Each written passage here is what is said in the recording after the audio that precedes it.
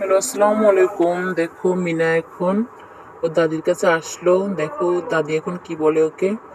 ওকে এখন ওর বাবার সাথে গিয়ে দুধ দোয়াতে হবে গরুর। মিনা এখন যাবে মিনার বাবার সাথে।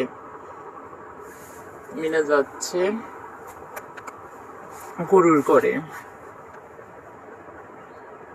দেখো মিনার বাবা অনেক আগেই চলে গেছে। মিনা এবার দৌড়ে দৌড়ে যাচ্ছে।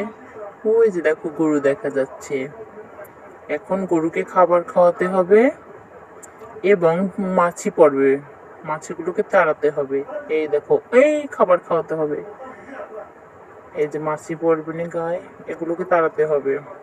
এই যে গরুর রাগ হয়ে যাচ্ছে, গরুর মুখে খাবার নেই তাই রাগ হয়ে যাচ্ছে। এই যে মাছি পড়ছে, মাছিতে যদি একবার কামড়ে দেয় আর যদি খাবার দিতে দেরি হয় তাহলে গরু রাগ করে দুধ লাথি দিয়ে ফেলে দেবে।